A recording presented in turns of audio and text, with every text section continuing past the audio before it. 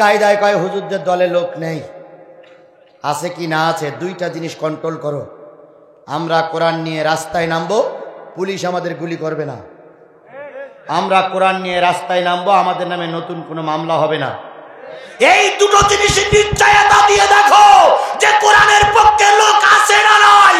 গোটা তারাসুল্লাহপাড়া সলঙ্গার মুসলমান যদি রাস্তায় নামে 4.5 কিলোমিটার গাড়ি চলবে না, সব গাড়ি মুসলমানদের পদধ্বনির কারণে বন্ধ হয়ে যাবে।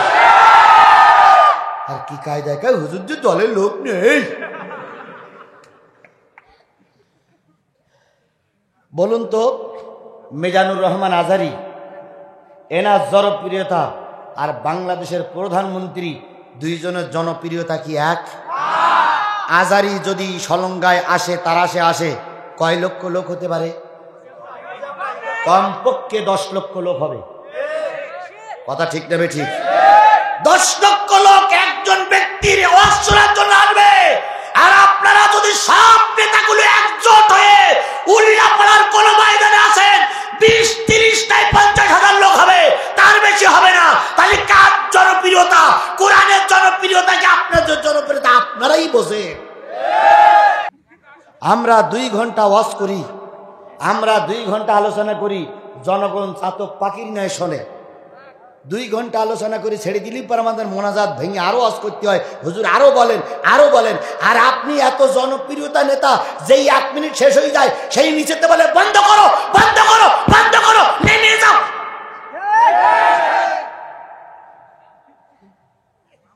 কথা বলেন, কথা বলেন, কথা বলেন। তাহলে কার কত জনপ্রিয়তা? এটা কোরআনের জনপ্রিয়তা, কোরআনের মহব্বত। কথা বলেন ঠিক না বেঠিক? রাস্তায় কোনো প্রতিদ্বন্দ্বী নাই, নির্বাচন কেন্দ্রে কোনো প্রতিদ্বন্দ্বী নাই। যারা প্রতিদ্বন্দ্বিতা করবে তাদের ঠ্যাং ভেঙে হাসপাতালে দিয়েছো। তুমি একা একা খেলতেছো, একা একা পাস করতেছো। প্রতিদ্বন্দ্বী নিয়ে রাস্তায় নামো, দেখা যাবে তোমার জনপ্রিয়তা বেশি না আমাদের জনপ্রিয়তা বেশি।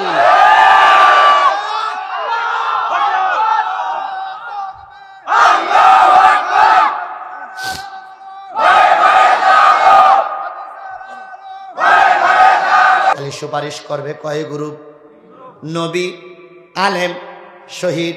অথচ দেখা যায় আজকে সেই আলেম নবীদের পক্ষের লোকদেরকে আমরা হাজত খাটাচ্ছি, জেল খাটাচ্ছি, আলেম ওলামাদেরকে অপমান করতেছি। আর বাংলাদেশের যৌন কর্মীরা রাজপথে ঘুরে বেড়াচ্ছে, বাংলাদেশের মদখোরেরা ঘুরে বেড়ায়, আর আলেমেরা জেলখানায় বসে বসে কান্দে। মুমিনের বহু বচন মুমিনুন, তার মানে অনেকগুলো মুমিন।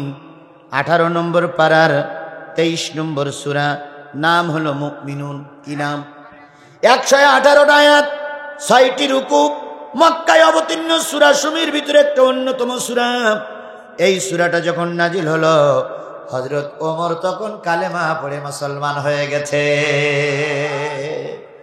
এই সূরা যখন নাজিল হলো, ওমর তখন কি? সূরাটা যখন নাজিল হলো, ওমর তখন কি হয়ে গেছে? জোরে বলেন, কি হয়ে গেছে? আল্লাহ রাসূল দারুণ একটা বিপদে ছিলেন। কেউ যখন তার কালেমা গ্রহণ করতে চায় না, চারিদিকে শুধু অত্যাচার আর অত্যাচার, নির্যাতন আর নির্যাতন। সারাদিন রাসূল ফাঁকায় বেরোতে পারে না। পেঁচা যেমন সারাদিন কোনো গর্তের কুটুরিতে থাকে, আল্লাহর নবী সারাদিন দরজা জানলা বন্ধ করে ঘরের ভিতরে থাকতেন। সন্ধ্যার পরে নবী একা একা মানুষের বাড়ি দাওয়াতি কাজ করতেন। এরপরে কেউ বা রসুলকে মারত, কেউ বা রসুলকে গলা ধাক্কা দিত, কেউ বা রসুলকে রাস্তায় ফেলাই দিত। আল্লাহর নবী আহত অবস্থায় ঘরে ফিরতেন। এমত অবস্থায় নবী দোয়া করলেন, আল্লাহ 2 ওমরের 1 ওমরকে মুসলমান বানায়া দাও। কয় ওমর? মুসলমান কয় ওমর? 1 ওমরের নাম হচ্ছে ওমর বিন খাত্তাব, আর 1 ওমরের নাম বলেন ওমর ইবনে হিশাম। তার মানে উনি হলো মিস্টার আবু জেহেল। 2 ওমরের 1 ওমরকে মুসলমান বানায়া দাও। ঘটনায় যাচ্ছি না, আমাদের ওমর ইবনে খাত্তাব মুসলমান হয়ে গেল। সুবহানাল্লাহ বলেন। হযরত ওমর রাসূলের কাছে যাতায়াত করা অবস্থায় হঠাৎ করে একদিন দেখলেন রসুলের চোখ দুটো বড় বড় হয়ে গেছে, গায়ের পশমের গোড়া দিয়ে ঘাম বাইর হচ্ছে। নবীজির পরে এখন ওহীর আলামত বোঝা যাচ্ছে। হযরত ওমর সহ কিছু লোক দূরে সরে গেলেন। কিছুক্ষণ পরে ওহির আলামত কেটে গেল। নবীজি এবার আল্লাহর কাছে দোয়া করতে চায়, আল্লাহ আমি এবং আমার উম্মতের বেশি বেশি দাও, কম কম দিও না। আয় আল্লাহ আমার উম্মতকে মাফ করে জান্নাতে দাও, জাহান্নামী করো না। আমার উম্মতের সব আশা পূর্ণ করে দাও, নিরাশ করো না।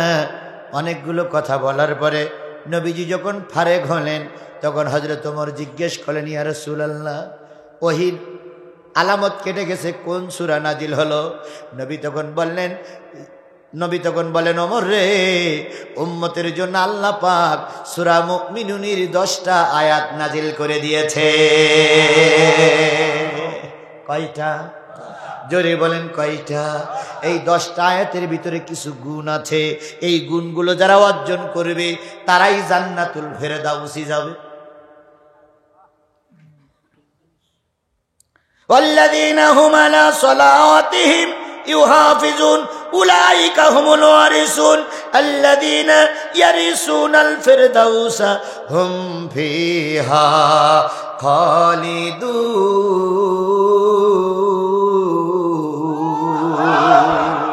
উপরে বর্ণিত আমলগুলো যারা করবে তারা জান্নাতুল ফেরদাউসে যাবে।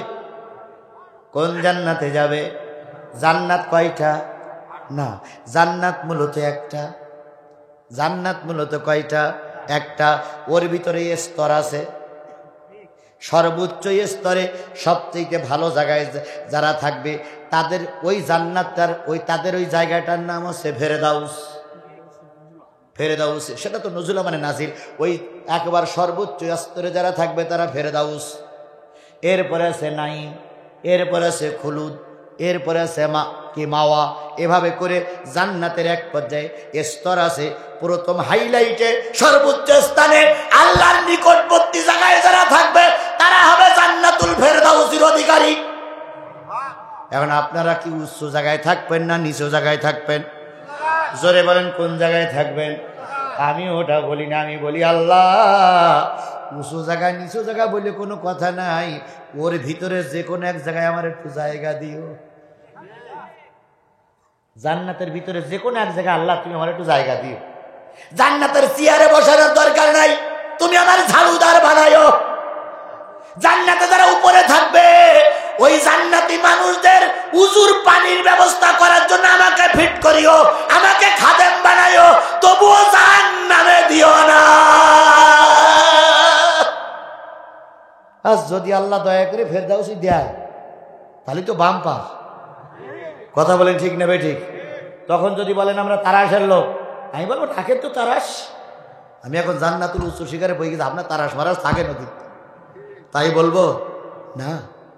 না, জান্নাতে যারা যাবে তারা চেষ্টা করবে তার ভাইদেরকে নিয়ে যাওয়ার জন্য। যদি আপনার সঙ্গে আমার সম্পর্ক থাকে, হান্নানের সঙ্গে আপনার সম্পর্ক, আলেমের সঙ্গে আপনার সম্পর্ক, এই আলেম যদি জান্নাতে যায় আপনার জন্য আল্লাহর কাছে সুপারিশ করবে। ইয়াশফাউ ইয়াউমাল কিয়ামাতি সালাসাতুল আম্বিয়া সুম্মাল উলামা সুম্মা শুহাদা।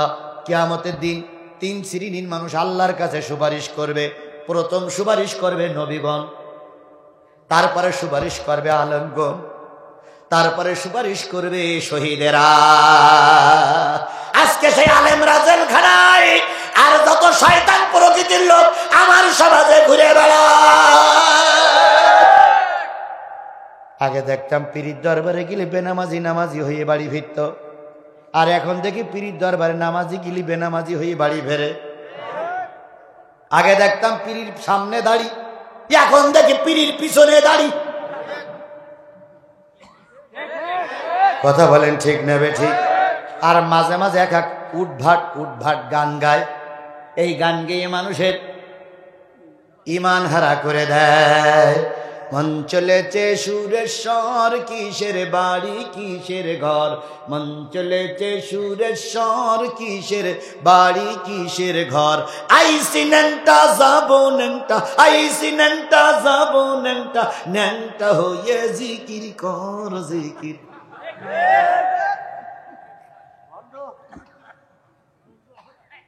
কথা বলেন ঠিক না বেঠিক? পানি গড়গড়াইয়া পড়তাছে, বাবা আমার ডাকতাছে, আয় রে মানিক আমার বুকে আয়, দিলের ভিতর আছে প্রাণ, তার ভিতরে মেশিন গান, ভান্ডারি বাবা আমায় পাগল বানাইছে। আর ওদের পিছনে আমরা ঘুরতেছি, আলেম ওলামার পিছনে আমরা ঘুরি না। যে কয় বাবা একটা ছেলে দাও, বাবা একটা মেয়ে দাও, বাবা কয় 15 দিন থাক, ছেলে অথবা মেয়ে নিয়ে বাড়ি যাবি। বাবার কাছে 15 দিন ছাগলের মতন বউ দিয়ে আসে, আর বাবা প্রতিদিন রাত্রিতে সবক দেয়। কি সবক দেয় বোঝেন? পরে 15 দিন পরে এসে বাড়ি এসে বলল, আমি মা হতে চলেছি, আর তুমি বেটা সেটা মেনে নাও, তোমার একটু লজ্জাও করে না। এরকম ভণ্ডপীর আমার সমাজে অলিতে গলিতে জন্ম নিয়েছে। কথা বলেন ঠিক না ঠিক? সারা জীবন চুল কাটে না, মাথায় সাবানও দেয় না, চুলির সঙ্গে ময়লায় একসঙ্গে হয়েছে জট, বড় বড় বাবলা, বড় বড় বট গাছের শিকড়ের মতন ঝুলিয়ে পড়িস, এদিক দুটো ওদিক তিনটে। এরপরে দাড়ি কি ওই একই অবস্থা, দাড়ি জীবনে চিরুনি লাগায় না। তারপরে ভুরুর নিচে গোব আর দাড়ি একাকার হয়ে গেছে। দাড়ির নিচে, ভুরুর নিচে, গোবের নিচে আছে বগলের খানিকটা চুল, লম্বা হয়েছে 1.5 হাত, কোনোদিন কাটে না। আর একটু নিচে নামলে সেখানেও কিছু চুল পাওয়া যাবে, সেটাও কাটে না। এরা হলো মারভতি। কি বলেন এরা? কি এরা কয় কোরআন হলো 90 পারা, 30 পারা হুজুররা পাইছে, আর 30 পারা আমরা পাইছি, আর 30 পারা এখনো লৌহে মাহফুজে আছে। এরা 90 পারা কোরআন শরীফ বানায়। কথা বলেন ঠিক না বেঠিক? এরা হলো ভণ্ড, এরা হলো প্রতারক। খালি সুপারিশ করবে কয় গ্রুপ? নবী, আলেম, শহীদ। অথচ দেখা যায় আজকে সেই আলেম নবীদের পক্ষের লোকদেরকে আমরা হাজত খাটাচ্ছি, জেল খাটাচ্ছি, আলেম ওলামাদেরকে অপমান করতেছি, আর বাংলাদেশের যৌন কর্মীরা রাজপথে ঘুরে বেড়াচ্ছে, বাংলাদেশের মদখোরেরা ঘুরে বেড়ায়, আর আলেমেরা জেলখানায় বসে বসে কান্দে।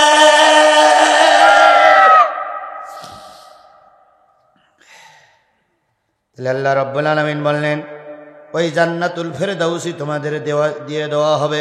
ওপরের গুণ যারা, গুণগুলো যাদের ভিতরে আছে, তাদের প্রথম গুণ বলতে যে আল্লাহ পাক বললেন, কদ আফলাহাল মুমিনুন, নিশ্চয়ই মুমিনেরা সফল কাম। মুমিনেরা কি কাম? জোরে বলেন কি কাম? এখন বলুন তো, মুমিনের বিপদ বেশি না কম? জোরে বলেন বেশি না কম? কেন বেশি? ভালো ছাত্রের পরীক্ষা হয় কঠিন, ভালো ছাত্রের পরীক্ষা হয় কঠিন। আর পরীক্ষা দেখলি ভালো ছাত্র কখনো মন খারাপ করে না। কিন্তু আমার দেশের নেতারাও যা, স্কুল কলেজও তাই, এখন ছাত্ররাও তাই। নেতারা ভোট ছাড়া পাশ করে যায়, ছাত্র পরীক্ষা ছাড়া ক্লাস উঠে যায়। আর এনারা মনে করতেছে নামাজ ছাড়া আমরা ভেস্তে চলে যাব, কারণ সব জায়গায় যখন গুলুট, ওখানেও গুলুট মারব। গুলুট মারবে ওরা। কিয়ামতের দিন আল্লাহ বলবে নামাজি আলাদা হয়ে যাও, বেনামাজি আলাদা হয়ে যাও। তা কিছু গুলুট মারা বেনামাজি ওই নামাজির কাতারে ঢুকে পড়বে, হাদিস শরীফ আছে। এখন ওখানে যেয়ে এইবার ওদের সঙ্গে বলবে, ভাই কিছু যেন বলি না, পিছন দিক দাঁড়ায়, আল্লাহ যদি হুকুম করে তোমাকে সঙ্গে আমরাও যাবো। ফেরেশতা আল্লাহর কানে কানে লাগবে, আল্লাহ ওই লোকের পিছনে যে লোকটা আছে ও বেনামাজি, আল্লাহ ওই 3 নম্বর লাইনে 27 নম্বর লোকটা বেনামাজি, আল্লাহ ওই 36 নম্বর লাইনে 37 নম্বর লোকটা বেনামাজি, আল্লাহ 49 লাইনের 61 নম্বর লোকটা বেনামাজি। আল্লাহ বলবে তোরা দেখলি? আল্লাহ দুনিয়া চিনি তো আমরা, এরা বেনামাজিরা নামাজ পড়তে চাইতে হবে। আল্লাহ বলবে আচ্ছা চুপ কর, এই নামাজির কাতারের ভিতরে কোনো বেনামাজি আসো নাই? ওরা তখন আগে উত্তর দেবে না, আল্লাহ এখানে কোনো বেনামাজি নেই, চিন্তার কোনো কারণে সব আমরা নামাজি।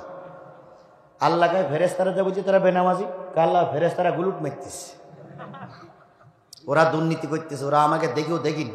আল্লাহ এক নজরে ফেরেশতা। আল্লাহ কয় তা হতে পারে, কারণ যার পেটে যা তার মুখী তাই। কথা বলেন ঠিক না বে ঠিক? যার পেটে যা তার মুখে তাই। যে ব্যক্তি ওই পেঁয়াজ খায় তার মুখ দিয়ে পেঁয়াজেরই গন্ধ আসে, জোরে বলেন ঠিক কিনা? যারা চোর তার মুখ দিয়ে ডাকাতির প্রশংসা আছে, যারা ভালো তারা কখনো চোর ডাকাতির প্রশংসা করতে পারে না। আর চোর ডাকাতির কথা বললে কিছু লোকের পিত্তি জ্বলে, কারণ ওরা তো চুরি করিয়ে নেতা, ওরা তো মানুষের অধিকার হরণ করা নেতা। কথা বলেন ঠিক না বেঠিক? এই জন্য যখন কথা বলে তখন ওদের চোখ দুটো আমরা আলাদির মতন টকবগে হয়ে যায়, আর কয় হুজুর আর অন্য কোনো ওয়াজ খুঁজে বুঝছিস তো, এই ওয়াজ লাগাই দিয়েছে। আচ্ছা বলুন তো, সুদখোরের ওয়াজ করলে এখানে সুদখোরকে খুশি হবে? যারা সুদ খায় তারা বলবে এই ইয়ে হুজুর নেইছিল কিনা রে, কালকে সকালবেলা সেই লোকের সেই ছেলেদের হবে আমরা সুদ খাইতে হুজুরির কানে কানে বলল কেনা, বলা লাগে না, চোরের চোর বললি বুঝতে পারে যে আমারই বলতেছে। আমার ভাইরা, তাহলে যে জিনিসটা বোঝাতে চাচ্ছিলাম সেটা হলো জান্নাত এমন একটা জিনিস, জান্নাতে যাদের দেওয়া হবে, জান্নাতে যারা যাবে তারা খুশি হয়ে যাবে। কথা বলেন ঠিক না বে ঠিক? নামাজিরা বেনামাজিরা নামাজির কাতারে কি করেছে মনে নেই? আল্লাহ বলবে তো হলো হতে পারে। আচ্ছা ঠিক আছে, ওদের কথা বললাম, ফেরেশতারা উল্টো পাল্টা বলে আছে, তোমরা একটু রুকু করো দিন, আর কাউ মার রাকিন ওয়াসজুদু মা সাজিদিন, রুকু করো সিজদায় যাও। নামাজিরা রুকু করে সিজদায় যাবে, আর এরা সব সোজা হয়ে দাঁড়াই থাকবে, ওদের কোমর ভাঙবে না। আল্লাহ বলবে কি খবর? কে আল্লাহ মনে করেছিলাম সব জায়গায় গুলুট মারিস, এ জায়গাও গুলুট মেরি পার হয়ে যাব, কিন্তু আল্লাহ পারলাম না। আল্লাহ বলবে ফেরেশতা জাহান্নামে যাদের দেবা সবচেয়ে নিকৃষ্ট জায়গায় এদের দাও, এরা দুনিয়ায় ধোঁকাবাজি করেছে, আমি আল্লাহর সামনে এরা ধোঁকাবাজি করছে। তাহলে মুমিনীরা কিয়ামতের দিন নাজাত পেয়ে যাবে, গুলুটবাজিরা নাজাত পাবে না। আপনারা ভালো ছাত্র না খারাপ ছাত্র? এখন তো কি কায়দায় পাস হচ্ছে, ক্লাসে পরীক্ষা দেওয়া লাগতেছে না, এমনি ক্লাসে উঠে যাচ্ছে। এদেরকে বলা হয় অটো পাস। কি পাস? এক স্কুলের ছাত্র বাড়ি এসে বলতেছে আব্বা এবার আমার 2 রোল হয়েছে। আব্বা বলতে আলহামদুলিল্লাহ, সুবহানাল্লাহ, জাযাকাল্লাহ কইরা, আল্লাহ তুমি বরকত দাও, আল্লাহ তুমি রহমত করো, আল্লাহ আমার ছেলে এত ভালো হয়ে গেছে, আমি তো জানতাম না, আল্লাহ আল্লাহ আল্লাহ তুমি রহমত করো। তা মা বলতেছ কয়জন ছেলে মেয়েটা একটু শুনি দেখো। তা আব্বা বলতে খোকা তো ক্লাসের ছেলে মেয়ে কয়জন? তাহলে করিম চাচার ছেলে আর আমি, তো ওর হয়েছে 1 রোল, আমার হয়েছে 2 রোল। আব্বা তখন ঠাস করে এক চড় মেরে বলতে ছাত্র 2 জন, তো 2 রোল হবে না তো কয় রোল হবে? আমাদের অবস্থা হয়েছে তাই। কথা বলেন ঠিক না বেঠিক? কেউ নেই মাঠে, একাই একাই ওনারা ফাস্ট হয়ে যাচ্ছে। তুমি যদি এতই জনপ্রিয়তা হও, সবাইকে নিয়ে ময়দানে নামো, সবাইকে নিয়ে ময়দানে খেলো, দেখি তুমি কতটুকু খেলা করতে পারো। খেলা হবে, কিন্তু ওনারা একা একা খেলার জন্য ব্যস্ত। তুই একা একা খেললি তো 1 রোল হবেই। কথা বলেন ঠিক না বেঠিক? এক মাঠে খেলা হচ্ছে, যশোর আর খুলনা, কি রাজশাহী আর ঢাকা। তো রাজশাহীর দল এসে গেছে, ঢাকার দল আসেনি। এক একজন 7 কান করে গোল দিয়েছে। বলতে বাড়ি যেই খাতি বসে বলতেছে আলহামদুলিল্লাহ এবার 7 কান গোল দিছি, আজকে 7 কান গোল দিছি, আজকের খেলা সেই খেলা। স্ত্রীটা ডিম পুশ করে নিয়ে বলতেছে তোমার কাদের সঙ্গে খেলা ছিল? কলে ছিল ঢাকার সঙ্গে, তা ওরা আসেনি, এই জন্য আমি একা একা 7 কান গোল দিছি। স্ত্রী তখন হেসে বলছে 7 কান দিলে কেন? 7 7 49 কান দিতে পারো না। আমার সমাজে এই অবস্থায় চলছে। কথা বলেন ঠিক না বেঠিক? তাহলে মুমিনীরা সফল কাম কে বলছে? এহকালও মুমিনীর সম্মান কমে না, পরকালও মুমিনীর সম্মান। এহকালে মুমিনীরা সদ্যর মর্যাদায় থাকে, আর পরকালে মুমিনদের মর্যাদা আল্লাহ আরো বাড়িয়ে দেয়। করোনার সময় কত নেতা মারা গেছে, জানাজা হয়নি। আর যদিও জানাজা হয়েছে 3-4 জনের বেশি লোক হয়নি। আবার করোনার সময় আলেম মারা গেছে, লক্ষ লক্ষ মানুষ জানাজায় শরীক হয়েছে। যার কলমের খোসায় বাংলাদেশের বড় বড় আলেমগুলো ফাঁসিতে ঝুলল, তিনিও করোনার সময় মারা গেলেন। মেয়ার স্ত্রী 2 জন লাশবাহী গাড়ির কাছে যেয়ে বলতে আব্বা এত কষ্ট করলে কিন্তু যাওয়ার সময় মুখখান দেখতে পেলাম না। তাহলে আপনারা যখন চলে যান মেয়েও মুখ দেখতে পারে না। আর করোনার সময় আমাদের একজন বক্তা মারা গিয়েছিল, সেই সময় নিষেধাজ্ঞা ছিল, জানাজায় যাওয়া যাবে না। 14টা গ্রামের মানুষ সব জানাজায় চলে গেল। সরকার ওদের পরে কি বলে নিষেধাজ্ঞা জারি করলো। এরা করোনার রোগীর জানাজা পড়তে গেছে, সেইখানে একটা লোকেরও জানাজা করোনাও দেখা দেয় নাই। তাহলে করোনার ওই আদেশ অমান্য করে লক্ষাধিক জানাজা কোরআনের জন্য হয়, আর আপনারা মরে গেলে জানাজা হয় না। যদিও হয় জনগণের উযু থাকে না। যদিও জানাজা পড়ে তা উযু করি পড়ে না, যে এর জানাজা পড়াও যা না পড়াই তাই, এর উযু করাও যা না করাই তাই, বিনা উযুতি দেই যা করে আল্লাহ। শিক্ষা নাও, অহংকার করে চিরজীবন থাকা যাবে না। এই বাংলাদেশে চিরকাল থাকতে পারবো না, একদিন মরা লাগবে। তুমিও মরবা, আমিও মরব, তুমিও মরবা, হুজুরও মরবে। কবরে দেখা হবে, হাসরে দেখা হবে, মিজানে দেখা হবে, পুলসিরাতে দেখা হবে, এরপরে দেখা হবে জান্নাত জাহান্নামের সামনে। সুতরাং সেদিন বুঝে আসবে তোমার কর্মের ফল তুমি পাচ্ছ, আমার কর্মের ফল আমি পাচ্ছি। তাহলে মুমিনেরা পৃথিবীতেও সবল কম, মরার পরেও সবল কম। জোরে বলেন ঠিক না বেঠিক? একজন মুমিন যখন পুলসিরাত পার হবে, নেতারা এতিমের মতন দাঁড়াই থাকবে। হুজুর, হুজুর আপনার মুখে লাইট, হাতে লাইট, পায়ে লাইট, এ তো অন্ধকার, পথ দেখতে পাচ্ছি না, হুজুর একটু সঙ্গে করে নিয়ে যাইয়েন। হুজুর কয় কেডা তুমি? কেউ চিনতে পারতেছে না, তারা আসল লোক। তখন হুজুর বলে তুমি একদিন আমার গালে চড় মেরিলে না, তুমি একদিন আমার মাহফিল থেকে অপমান করে নামাই দিলে, তুমি সেই লোক না? হুজুর ক্ষমা করা মহৎ লক্ষণ, হুজুর ক্ষমা করে দেয়। হুজুর কয় থাকো, পিছনের লাইটের সঙ্গে যাওয়া, পিছন দিক তাকাবে, হুজুর লাইট নিয়ে পার হয়ে চলে যাবে। এইভাবে করতে সারা জীবন ওখানে বসে বসে কানবা, লাইটওয়ালা লোকের সঙ্গে দেখা হবে না। সেদিন বুঝবা যে হুজুর মারার ঠেলাটা কি। সুতরাং মুমিনেরা সবল হয়ে যাবে, পক্ষান্তরে তোমরা সবল হতে পারবে না। কোন মুমিনেরা সবল হবে? কারা সবল হবে? শুধু মুমিন নাম রাখলেই সবল হওয়া যাবে না। নাম রেখেছে আব্দুল মুমিন, এক ওয়াক্ত নামাজ পড়ে না। নাম রেখেছে আব্দুল সালাম, কোর্টে গিয়ে যত মিথ্যা সাক্ষী দেয়। নাম রেখেছে সুন্দর আলী, হাড়ির তলার মতন কালো। নাম রেখেছে সুগন্ধি, গার কাছে গিলি পাটা কি বলে গন্ধ, ছাগলের গন্ধ বেরোয়। নাম রেখেছে সুগন্ধি। নামে কোনো কাজ হবে না। সুতরাং শুধু মুমিন হলি হবে না, মুমিনের গুণগুলো অর্জন করতে হবে।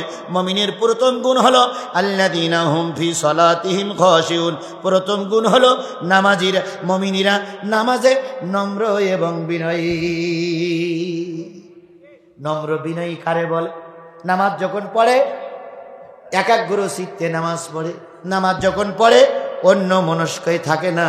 নামাজ যখন পড়ে রুকুতে যায়, রুকুতে যতক্ষণ দেরি করে সেজদায় ততক্ষণ দেরি করে। সূরা কেরাতগুলো ঠিক মতন পড়ে, একজন আর একজনের সঙ্গে টালমেটাল করে না। ছাগলের মতন মুরগির মতন ঠোক মারামারি করে না। নামাজের হকগুলো আদায় করে, নামাজের রুকু ঠিক মতন আদায় করে, সেজদা ঠিক মতন আদায় করে। নবীজি বলেছেন যার নামাজ দুনিয়ায় ভালো লাগবে সে ব্যক্তি আল্লাহর জান্নাতি। আল্লাহর নবী যখন মক্কা থেকে হিজরত করে মদিনায় চলে যাচ্ছিলেন, মদিনায় যাবার সময় নবীজি দুইজন লোককে দাওয়াত করেছিলেন। একজন হচ্ছে আবু বকর, আর একজন হযরত সুহাইব রুমি। এই দুইজনকে দাওয়াত করেছিলেন। আমরা তিনজন মক্কা থেকে হিজরত করে মদিনায় চলে যাব। রাসূল আবু বকরের ঘরে চলে গেলেন। আবু বকরকে ডেকে বের করলেন, বের করে বললেন আবু বকর, সুহাইব রুমির সঙ্গে কথা ছিল যে এই দেখো তো কি অবস্থা। যে আবু বকর যে দেখে সুহাইব রুমি নামাজে আছে। সুবহানাল্লাহ, আরো জোরে সুবহানাল্লাহ। আবু বকর এসে বলেন ইয়া রাসূলুল্লাহ নামাজে আছে।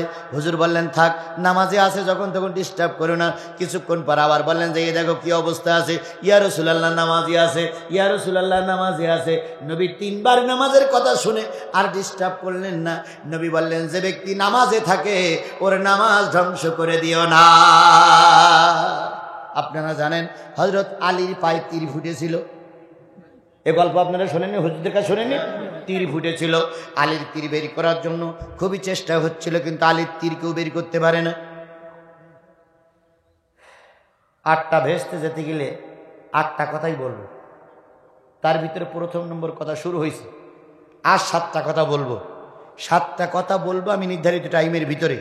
আপনারা মনে করেন না যে হুজুর যেভাবে গোসাই গাছাই নেক্সট মানে 3টে বলে 4টে বাদ দেবে না, আমি সব কটাই বলবো ইনশাল্লাহ।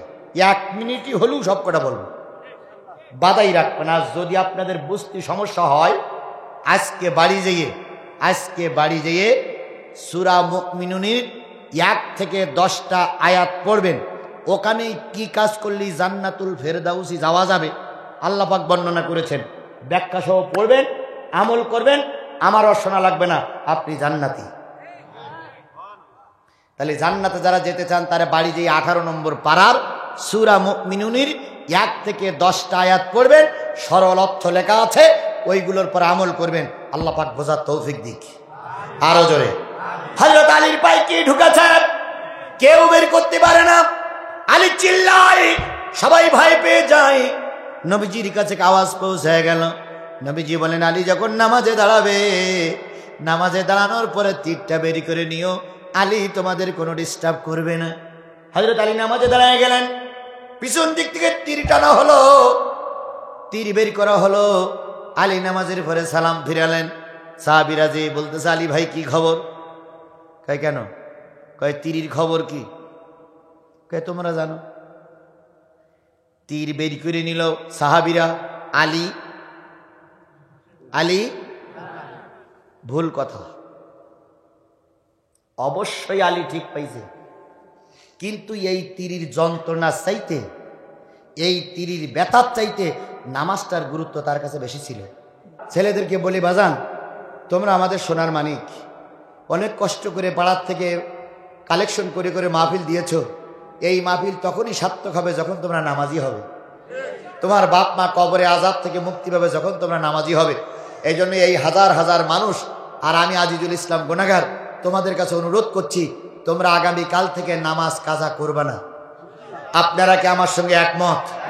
যুবকেরা নামাজ পড়ুক, এটা কি আপনারা চান? আল্লাহ পাক যুবকদের সহ আমাদের সবাইকে নামাজি বানাই দেখ। সকলে বলুন আমিন। আরো জোরে বলেন আমিন, আরো জোরে আমিন।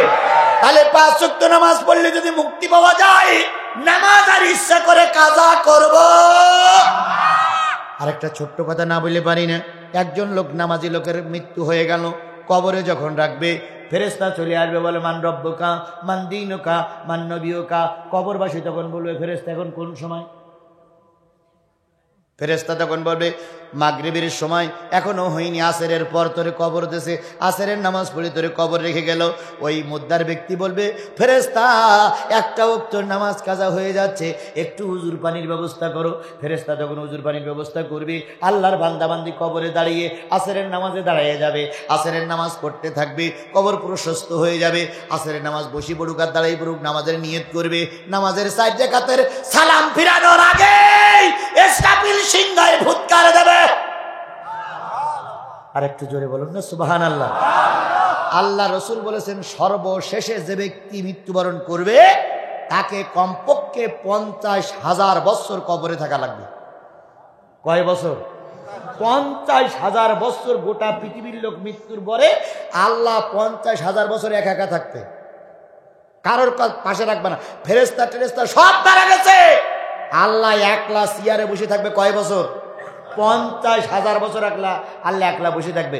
50,000 বছর পরে ইসরাফিলে তৈরি করবে, সিংহায় ভূ দেবে। ওই ব্যক্তি নামাজে আসে, হঠাৎ করে যখন নামাজ থেকে ফারেক হবে, ফারেক হওয়ার পরে দেখবে যে কিসের একটা হৈ হুল্লোড় শব্দ হচ্ছে। উনি জিজ্ঞেস করবে, কিরে কিসের শব্দ হয়, কিসের শব্দ? কবরের ওই ফেরেশতা বলবে, কিয়ামত শুরু হয়েছে। সুবহানাল্লাহ।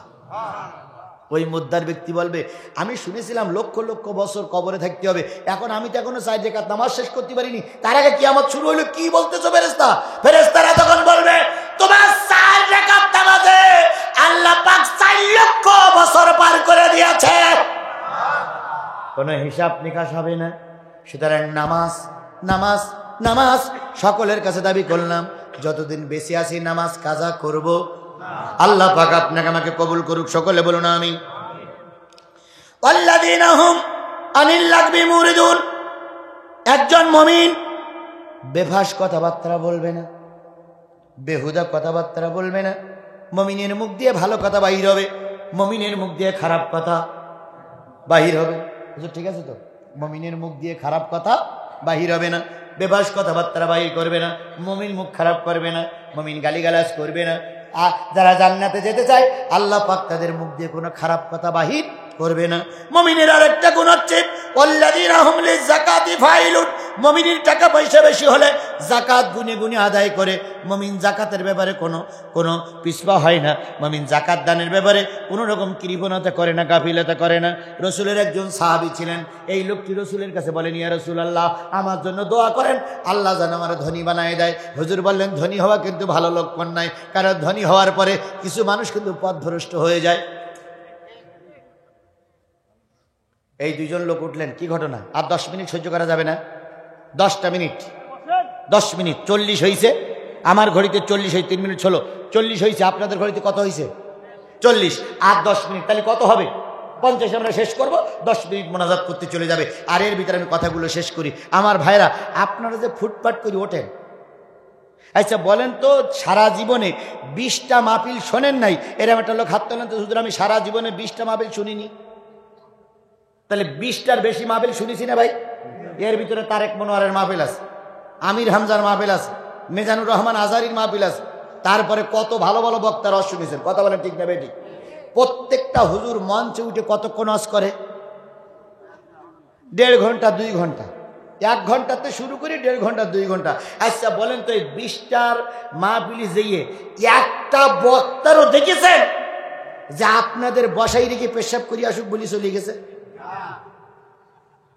যে ভাই আমি অনেকক্ষণ বসে আছি, পানি খাওয়া বেশি হয়েছে, তা আপনারা বসেন একটু পেশাবটা সেরিয়ে আসে, আপনারা তারা জিকির করেন, এরকম কোনো বক্তা দেখেছেন? দেখেছেন? একটা লোক বলেন তো, হুজুর আমি দেখেছিলাম উমুক মাহফিলে বুড়ো বক্তা বুকে সহ্য করতে পারিনি, আমাদের বসাই রেখে পেশাব করতে গেছে। একটা বলেন তো। তাহলে কোন বক্তার পেশাব লাগে না, তোমার এত পেশাব লাগে। ডায়াবেটিস আলা বক্তাও তো থাকে। কথা বলেন ঠিক না বেটি? কোনো ডায়াবেটিস আলা বক্তা পেশাব করতে যায় না, আর উনি নড়ি দিলে ফুটফাট ফুটফাট করে ওঠে, ও শয়তানের গুতো। পেশাব লাগেনি, তাও একটু পেশাব করি।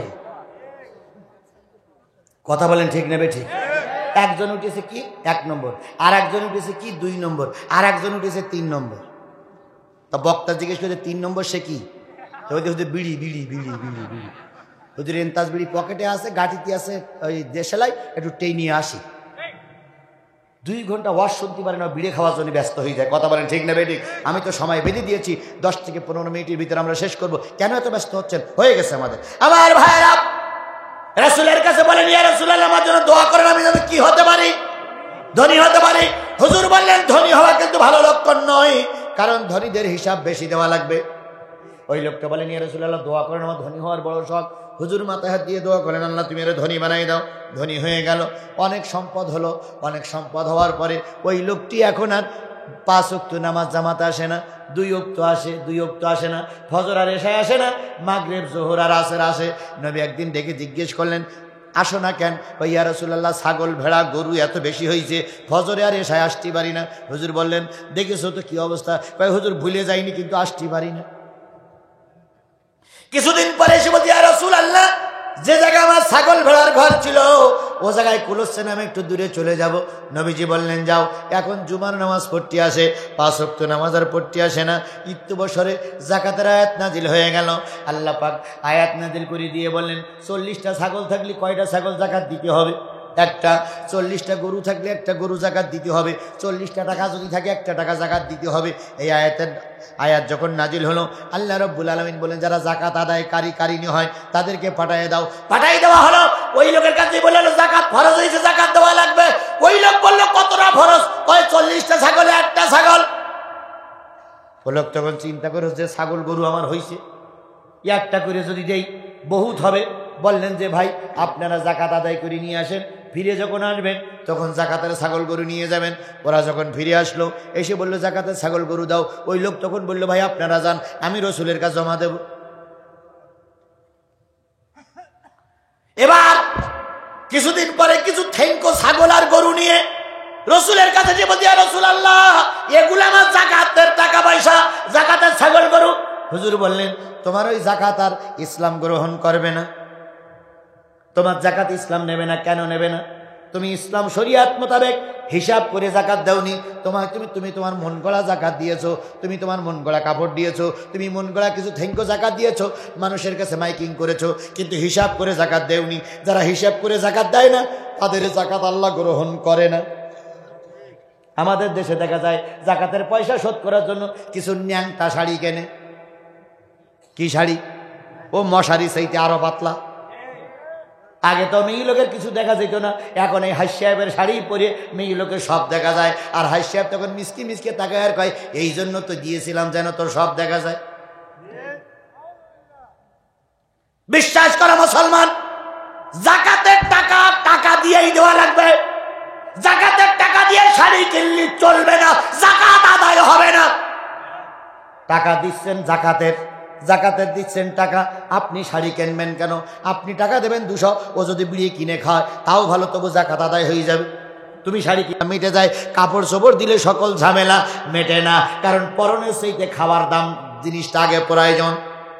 রসুলের ওই সাহাবীর জাকাত রসুল নেন নাই, আবু বকরের সময় ওই সাহাবীর জাকাত নেন নাই, ওমরের সময় পর্যন্ত বেঁচে ছিল, ওর জাকাত আল্লাহর ইসলাম গ্রহণ করি নাই। সুতরাং ভাইরা আমার, জাকাত গুনে গুনে দেবেন। যদি জাকাত গুনে গুনে দিতে পারেন, জাকাত হিসাব করে দিতে পারেন, আপনি 8টা জান্নাতের মালিক। ওয়াল্লাযীনা হুম লিফুরুজিহিম হাফিজুন, যারা লজ্জাস্থানের হেফাজত করে, পুরুষ হওয়ার নারী হও, লজ্জাস্থানের হেফাজত করো। পুরুষ স্ত্রীর ব্যবহার করবে, স্ত্রী স্বামীর ব্যবহার করবে, অন্য জায়গায় কোনো জায়গায় ব্যবহৃত হবে না। স্বামী গেছে কাট কাটি বাগে ধরিয়ে খাক, আমার দেওরা বেঁচে থাক। স্বামীর সামনে যখন ঘরে আম্মা যান, তখন পচা নাড়ি ভুড়ি পুড়ে ঘরে, স্বামী তখন দুর্গন্ধ জ্বালা সহ্য করতে পারে না, কয় পোড়া কোবাইলে মরিস না কেন। আর রাস্তায় যখন বের হয়, এমন সেই নাড়া তোর পরে পাড়ার লোকেরা, রাস্তার লোকেরা, গ্রামের লোকেরা কয়, আপা আপা আপা কই যাবেন আপা? আপা কয় দুলাবাড়ি বাড়ি যাচ্ছি। আছে না নাই? জোরে বলেন আছে না নাই? তোমার লজ্জাস্থান শুধু তোমার স্বামী ব্যবহার করবে, আর স্বামী তোমারে বলি তোমার লজ্জাস্থান শুধু তোমার স্ত্রী ব্যবহার করবে, অন্য জায়গায় ব্যবহৃত হবে না। যদি আমল করতে পারো, তুমি 8টা জান্নাতের মালিক। যারা লজ্জাস্থানের হেফাজত করে তারা যাবে জান্নাতে। কথা বলেন ঠিক কিনা বেঠিক? ইল্লা আলা আজওয়াজিহিম আও মা মালাকাত আইমানুহুম ফাইন্নাহুম গায়রু মালুমিন। হ্যাঁ, স্ত্রী আর কৃতদাসের সঙ্গে লজ্জাস্থানের ব্যবহার করা যাবে, কিন্তু এখন কৃতদাসের প্রথা সমাজে চালু। এখন শুধু স্ত্রীর সঙ্গে যদি তুমি যৌন কাজ করো, তুমি তিরস্কৃত হবে না, সমাজে তোমার কেউ তিরস্কার করবে না। এই জন্য নারীদেরকে বলি তোমার স্বামী, স্বামীদেরকে বলি তোমার স্ত্রী, অন্য জায়গায় ঘোরাঘুরি করিও না, জান্নাত পাবা না, জান্নাত পাবা না। জান্নাত পাইতে গেলে লজ্জাস্থানের হেফাজত করো।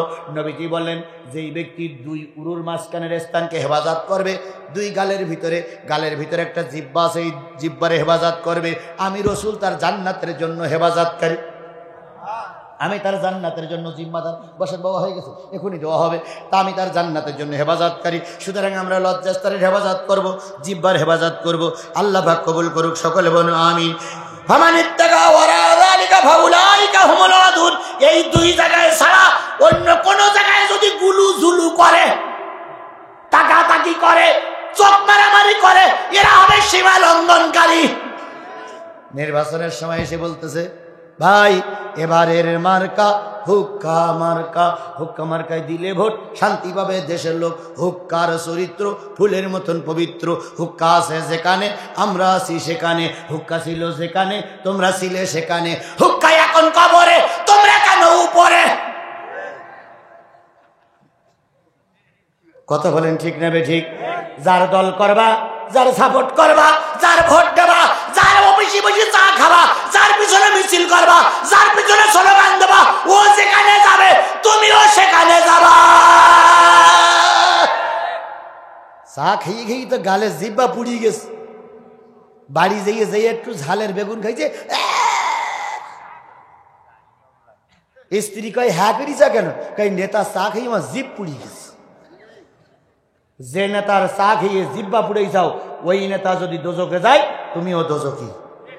ওই নেতা যদি ভেস্তে যায় তুমিও ভেস্তে। সামনে পরীক্ষা আসতেছে,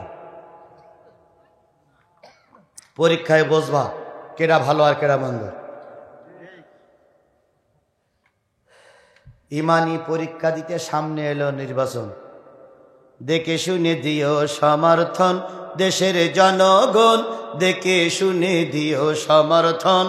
ইমানি পরীক্ষা দিতে সামনে এলো নির্বাচন, ইমানি পরীক্ষা দিতে সামনে এলো নির্বাচন, দেখে শুনে দিও সমর্থন দেশের জনগণ, দেখে শুনে দিও সমর্থন। 50 বছর ভোট দিলা মূলে কিছু পাইলা না, পাইলা শুধু নির্যাতনার জীবন ভরা লাঞ্ছনা। 50 বছর ভোট দিলা মূলে কিছু পাইলা না, পাইলা শুধু নির্যাতনার জীবন ভরে লাঞ্ছনা। অতীত থেকে শিক্ষা নিয়ে নতুন ভাবে কর জীবন, অতীত থেকে শিক্ষা নিয়ে নতুন ভাবে গড় জীবন, দেখে শুনে দিও সমর্থন দেশের জনগণ, দেখে শুনে দিও সমর্থন দেশের জনগণ, বুঝে শুনে দিয়ে সমর্থন। ইমানি পরীক্ষা দিতে সামনে এলো নির্বাচন, বুঝে শুনে দিও সমর্থন দেশের জনগণ, বুঝে শুনে দিও। আল্লাহ হেফাজত করুক, সকলে বলুন আমি।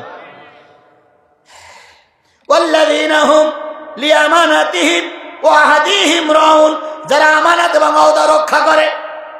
আমানত আর ওয়াদা রক্ষা করে। আমানত মানে নিরাপত্তা।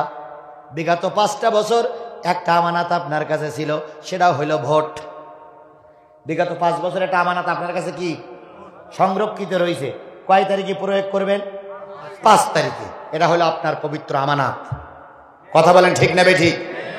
ভোট কেন্দ্রে লেখা থাকে ভোট একটা পবিত্র, আমার ভোট আমি দেব যারে খুশি, লেখা থাকে। দেখেছেন আপনারা? লেখা থাকে, দেখেছেন? তাহলে তাই যদি হয়, তাহলে আমি ভোট কেন্দ্রে ভোট দিতে পারি না কেন? আমার আগে অন্য দুলা ভাই দিয়ে দেয় কেন? বাপেরটাও দেশ। হ্যাঁ, দাদি যাচ্ছে ভোট দি, দাদি বলছে তোমারটাও দিছি, যাও বাড়ি যাও। কি সুন্দর আল্লাহর ওলি, মরা লোকের ভোটও এরা দিয়ে দেয়। সত্যি ছাড়া মিথ্যে কথা বলার জন্য আমি আইছি নাকি? আর আহাদিহিম রাউন, যারা তাদের ওয়াদা সমূহ পালন করে। এখন আমরা ওয়াদা করেছি কয় ওয়াক্ত নামাজ পড়বো। আপনি যদি ওয়াদার পরে টিকে থাকতে পারেন আপনি মুমিন, আর যদি আপনি ওয়াদার পরে টিকে না থাকেন, কালকে নামাজ না পড়েন, আপনি মুনাফিক। কার কাছে ওয়াদা করেছি? আল্লাহর কাছে ওয়াদা করেছি। আল্লাহকে দেখেছে? হাত উঁচু করেছি, হাত কি সাক্ষী আছে? কাঁধে ফেরেশতা আছে তো? জমিনের পরে বসেছি, জমিন সাক্ষী দিতে পারে তো? তাহলে আপনি যদি কালকের থেকে ওয়াদা পালন না করেন আপনি মুনাফিক। আমরা ওয়াদা পালন করার জন্য চেষ্টা করব ইনশাআল্লাহ। ওয়াল্লাযীনা হুম আলা সালাতিহিম ইউহাফিজুন। আল্লাহ রাব্বুল আলামিন প্রথম শুরু করলেন নামাজ দিয়ে, আবার শেষে এসে বলতেছে নামাজের হেফাজতকারী, পুরুষ আর নামাজের হেফাজতকারী জান্নাতুল ফেরদাউসি যাবে। সুবহানাল্লাহ বলে, আরো জোরে বলেন সুবহানাল্লাহ। উলাইকা হুমুল ওয়ারিসুন, তারা হলো উত্তরাধিকারী। কোন জায়গার উত্তরাধিকারী? আল্লাযীনা ইয়ারিসুনাল ফেরদাউসা হুম ফিহা খালিদুন। আল্লাহ পাক বলেন তারা হলো জান্নাতুল ফেরদাউসির উত্তরাধিকারী, চিরকাল সেখানে থাকবে, কেউ ডিস্টার্ব করবে না। লা ঈমানা ইল্লা মা আমানাতা লাহু, ওই ব্যক্তির ঈমান নাই যার আমানতদারি নাই। ওয়ালা সালাতা লিমান লা তুহরা লাহু, ওই ব্যক্তির নামাজ নাই যার পবিত্রতা নাই। যে ব্যক্তির নামাজ নাই তার দিন নাই। ইন্নামা মাউদিউ সালাতা মিনাদ দিন কা মাউদিউ রাসি মিনাল জাসাদি, শরীরের সঙ্গে মাথার যেমন সম্পর্ক, ঈমানের সঙ্গে নামাজের তেমন সম্পর্ক। যার নামাজ নাই তার ধর্ম নাই, যার নামাজ নাই সে মুসলমান না। বাইনাল আবদি ওয়াল কুফরু তারকুস সালাহ, মুসলমান আর কাফেরের ভিতরে একটাই পার্থক্য, সেটা হলো নামাজ। আসুন আমরা সবাই নামাজি হয়ে যাই। আজকের মাহফিল থেকে শিক্ষা নেই, যতদিন বেশি আছি নামাজের পক্ষে থাকবো। রাজি? রাজি? আল্লাহুম্মা আমিন। রব্বানা যালামনা আনফুসানা ওয়া ইল্লাম তাগফির লানা ওয়া তারহামনা লানাকুনান্না মিনাল খাসিরিন। রব্বিরহামহুমা কামা রাব্বায়ানি সগীরা রব্বানা ইন্নানা আমান্না ফাগফির লানা যুনুবানা ওয়া কিনা আযাবান নার ওয়া কিনা আযাবাল কবর ওয়া কিনা আযাবাল হাশর ওয়া কিনা আযাবাল মিজান ওয়া কিনা আযাবাল কুনসিরাত রব্বিরহামহুমা কামা রাব্বায়ানি সগীরা। মহিয়ান গরিয়ান সর্বশক্তিমান আল্লাহ, তুমি তোমার কুদরতি নয়নে এই বিশাল কাফেলার দিকে লক্ষ্য করো। প্রত্যন্ত অঞ্চল, যেখানে নির্বাচনমুখী মানুষ কে কার পক্ষের প্রার্থীরে পাশ করাবে তাই নিয়ে ব্যস্ত, সেই সময় একদল টকবকে যুবক, অধিকাংশ সবাই প্রায় যুবক, যুবকেরা চাঁদা তুলে পয়সা তুলে বাড়ি বাড়ি চাউল কালেকশন করে রাস্তায় দড়ি ধরে টাকা উঠাইয়া গান বাজনা না দিয়ে কোরআনের মাহফিল দিয়েছে। রব্বুল আলামিন এই কোরআনের মাহফিল আমাদের সকলের নাজাতের ওসিলা বানায়া দাও। আজকের সভাপতি মুরব্বী ডান পাশে বসা আলেম সবাইকে নিয়ে আল্লাহ তোমার কুদরতি দরবারে হাত তুলেছি। এই মাহফিলের ইন্তেজাম যারা করলো, শোনার জন্য যারা এসেছে, বলার জন্য আমরা যারা আসলাম, আর এখানে এসে যুবকদের হাতকে শক্তিশালী করার জন্য 2 টাকা 5 টাকা 100 টাকা 200 টাকা দিয়ে যারা সাহায্য করেছে, কিয়ামতের দিন এই মাহফিল আমাদের সকলের নাজাতের জরিয়া বানায়া দিও। গভীর রজনীতে হাত তুলেছি, কত লোকের মা নাই, কত লোকের আব্বা নাই, দাদা দাদি নানা নানি আত্মীয় স্বজন মাতৃগুলো পিতৃগুলো শ্বশুরকুলের মানুষগুলো মন মন মাটি বুকের পরে করে নিয়ে আম বাগানে কাঁঠাল বাগানে ঘুমায় গেছে রে বাউলা। যাদের আপনজন কবরবাসী হয়েছে তাদের কবরগুলো তুমি জান্নাত দিয়ে ভরপুর করে দাও। আপনজন যারা বেঁচে আছে খেদমত করে জান্নাত কিনে নেওয়ার তৌফিক দিয়ে দাও। আল্লাহ সূরা মুমিনুনের 1 থেকে 10টা আয়াতের পরে ভিত্তি করে যে কথাগুলো বললাম, বক্তা শ্রোতা সকলকে আমল করার তৌফিক দিয়ে দাও। আমরা ওয়াদা করেছি 5 ওয়াক্ত নামাজ পড়ব। যুবকদের কবুল করো, আমাদের সবাইকে কবুল করে নাও। রব্বুল ইজ্জাত ওয়াল জালাল তোমার কুদরতি পায়ে ধরে দোয়া করতেছে, আল্লাহ বাংলাদেশটারে তুমি কোরআনের দেশ বানায়া দাও। একটিবারের জন্য কোরআন আমার দেশে চলতেছে দেখার তৌফিক দিয়ে দাও। জাতীয় সংসদকে কোরআনের সংসদ বানায়া দাও। সকল এমপিদেরকে কোরআনওয়ালা বানায়া দাও। মন্ত্রী, রাষ্ট্রপতি, প্রধানমন্ত্রী কোরআনওয়ালা বানায়া দাও। আল্লাহ তাআলা কোরআনের কথা বলতে গিয়ে যারা জেলের ভিতরে বসে কাঁদছে রে মাওলা, তাদেরকে অনতি বিলম্বে আমাদের মাঝে ফিরে আসার তৌফিক দিয়ে দাও। দোস্তের খাতিরে আল্লাহ আমাদের সকলের দোয়া কবুল করে নাও। যুবকেরা হাত তুলেছে, আমরাও হাত তুলেছি। 5 ওয়াক্ত নামাজ ইচ্ছা করে ছেড়ে দেব না, ওয়াদার পরে টিকে থাকার তৌফিক দিয়ে দাও। আল্লাহ অনেক মা বোনেরা অনেক দূর থেকে কষ্ট করে এসেছে, আল্লাহ তুমি দয়া করে আজকের আলোচনা থেকে মা বোনদেরকে শিক্ষা নিয়ে চলার তৌফিক দিয়ে দাও। সুবহানা রাব্বিকা রাব্বিল ইজ্জাতি আম্মা ইয়াসিফুন ওয়া সালামুন আলাল মুরসালিন ওয়ালহামদুলিল্লাহি রাব্বিল আলামিন।